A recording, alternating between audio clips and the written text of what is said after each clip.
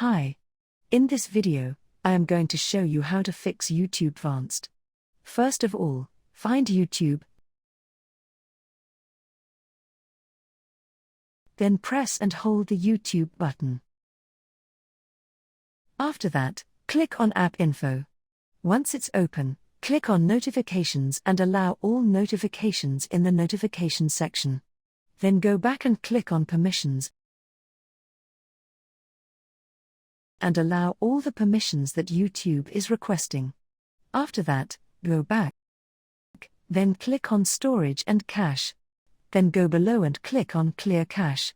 Next, go back and click on Open by default. Here, enable the option for Open Supported Links. After that, go back and click on App Details.